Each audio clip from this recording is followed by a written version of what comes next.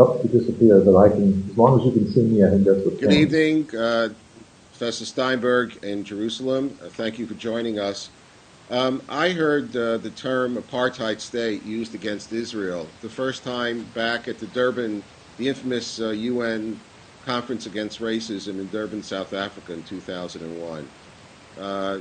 That canard is mushroomed into a cottage industry, and here we are looking at another so-called Israel Apartheid Week on campuses around the globe.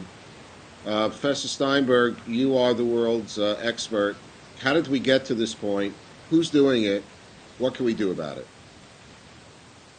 The NGO forum of the Durban conference in 2001 had 1,500 organizations involved. There were 4,000 or 5,000 people. You were there, you know the size of the crowd.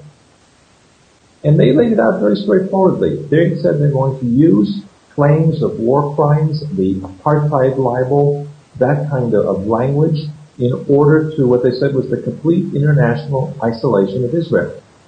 Using the South African model of what they did to the apartheid state, of course, completely distorting any of the reality in the process. That was about over 9 years ago, and that's exactly what these organizations have done and the people that were involved in them. So now we've got 30, 40 organizations, frameworks, many of which are funded very richly by European governments, that are promoting boycotts, divestment and sanctions, DDS, that are pressuring artists not to come to Israel, that are standing inside and outside stores in various cities around the world, harassing customers and trying to prevent people from buying Israeli products, disrupting performance of the Israeli Philharmonic, calling for boycotts of Israeli academics. It's across the board, and this is precisely what they said they were going to do. Israel Apartheid Week is really just another PR version of all that activity, centralized. They said it's a week, it's really over a 3 or 4 week period, and it's just another PR gimmick in that same process of delegitimizing Israel, denying the Jewish people the right to self-determination. And you mentioned that there are governments that are involved in funding these efforts. Are those direct funding? Are they aware of their quote-unquote investment in this anti-Israel activity? And which governments are they? Most of the government funding comes from about 15 Western European governments, including the European Union and various consortiums that are out there. Somewhere around 100 million euros a year go to approximately 100 organizations, about 40 Palestinian groups like Al-Haq, Al-Mazar, the Palestinian Center for Human Rights. We found out an organization called PARC, which ostensibly deals with agricultural activities, got $7 million from the Dutch government and refers to Israel frequently as an apartheid state, involved in this kind of boycott activity.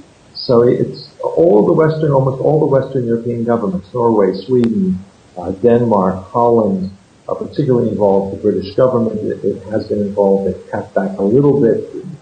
And part of the reason that the Brits have cut back, and some of the other governments are looking at this in more detail, is that the heads of the governments didn't really know what was going on. In many, many cases, the foreign minister or the ambassadors to Israel will say to us that this is done by the development office. This is done by, in terms of direct funding, or it's done by the Ramallah office.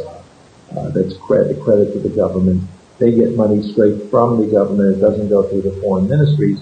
And they get very vague reports that said this money is being used for human rights, it's being used for democracy, it's being used for peace, which is probably one of the worst canards of this. The European Union has something called Partnerships for Peace, and of the roughly 20 governments, 10 of them are deeply involved in BDS, but they advertise it as part of peace, and promoting peace, and helping to create, for instance, Palestinian willingness to enter dialogues. And what they really mean is that this is part of promoting the Palestinian narrative and lawfare and BDS. But at the top level, governments have not been looking at this. And that's not always the case. There are a few cases, like in Ireland, where I think that the heads of the government, the Irish government, was just much, in fact. The new government will take a new look at this. the Irish government, as we know, the top people were very aware of where the money was going. It was part of their ideology. Whereas in other countries, it was done by people at lower levels. There's a famous case in Holland, for instance, where this is indirect funding, which may be half of the total. Almost every European government gives huge amounts of money, at least €100 a year, to church groups that are responsible for international development and aid humanitarian issues. In Sweden, it's Diaconia. In Holland, it's a group called ICO, and there's similar groups around the world. And it turns out that the Dutch group ICO, which gets 134 million euros per year from the government for humanitarian assistance, has a Middle East branch, and the Middle East branch has a Palestine desk, and the Palestinian desk officer, the Palestine desk officer, writes for Electronic Intifada and was funneling money, a lot of money, large part of the budget that Electronic Intifada, which is a mainline BDS, Lawfare, Apartheid Week NGO, is getting its money from ICO under the facade, rather, of Palestinian development, and it was carefully hidden in the many layers of budget. You couldn't find it online unless you really dug and got it actually talk to somebody in the nearby office. So that Right. this is a very broad and well established channel for precisely these kinds of activities. This is So not something briefly, in addition to Electronic Intifada, could you name the 4 or 5 other main NGOs that are at the core of this effort, or is it just much more diffused? It's pretty diffuse. I could give you a list of 30, but I can certainly name 4 or 5 that are at the forefront of this. I would say, for instance, on the Palestinian side, you have the organization Al-Haq, which is, again, well established, was around the days of Durban, gets money from a number of European governments, is considered to be the main Palestinian human rights organization. And much of their activity, they're behind a lot of lawfare cases, at least one that was dismissed, and even dismissed with costs against against a Canadian firm, was run by Al-Haq, and that shows you how deep their activities are. Many of the cases brought against, the lawfare cases brought against Israelis, and many of the BDS activities in North America and Europe come out of Al-Haq's activities. So that's clearly one example. On the Israeli side, there's an organization called the Coalition of Women for Peace, and they run a website called Who Profits. And it's who profits from the occupation, but it's much broader than who profits from the Israeli apartheid state. These organizations claim, many of them, that they are really only opposed to the occupation, but they don't dispute Israel's right to exist. But if you scratch the surface, you see that they're using terms like apartheid and calling for a one-state solution. So the Coalition of Women for Peace, an Israeli organization, which gets a lot of this money from the European Union and also from the Dutch government and other groups, has been pursuing this who profits and pressing various state-run pension funds, particularly in Scandinavia, successfully in terms of divestment, in terms of boycotts and similar activities.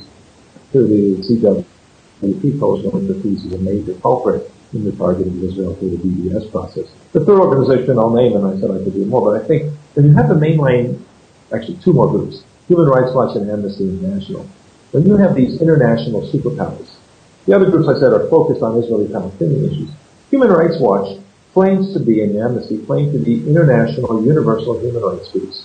And they are treated as such. They have UN status, ECOSOC status. They sit on the dais with the head of the commissioner rather, for human rights always, and they're behind the Goldstone report and all of those things. And when you have Human Rights Watch and their head of the Middle East division, Sarah Leavitt, who is a hardcore anti-Israel activist.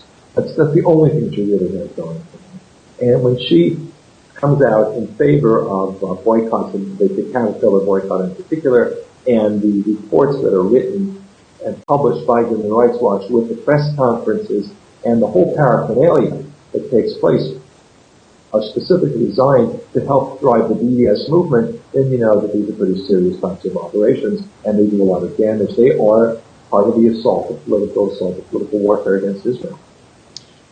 Last question, just if you can do it very briefly. You used the term lawfare. Can you just briefly explain what lawfare is and why supporters of Israel are so concerned. Lawfare is a very cynical exploitation of what's called universal jurisdiction, moral kinds of statutes that say that if a genocidal leader comes to your country, then your country has the right to arrest and try that person. It's based on the Nuremberg trials. It's another cynical example of how the whole human rights framework was adopted rather, after the Holocaust as part of a never again statement that was being used primarily against Israel and Jewish people. And lawfare takes place, cases against Israeli officials or Israeli firms or firms that do business with Israel have been filed in something like 10 or 12 different countries. And in no cases have any convictions been obtained. In every case, at some point, there's been a dismissal, usually at the very early stages of the trial, and it's simply done for PR. The purpose is so that when an Israeli official steps off the plane, if Tzipi Livni, the head of the opposition party, were to go to London, she would immediately be served with a subpoena and have taken for interrogation, because one of these NGOs, a group of them, have found some magistrate somewhere in the British system that's got enough of a chip on his shoulder or her shoulder against Israel to start this process. They have no legal merit, but there's funding and there's publicity behind it. And it is, as I said, a very cynical manipulation of a moral framework, and that's generally called lawfare, the use of legal processes for political warfare. Thank you, Professor Steinberg. The Wiesenthal Center commends your trailblazing work, and we look forward to speaking with you again soon. Thank you, Rabbi Cooper. It's always a pleasure to work with you in the Wiesenthal Center. All the best.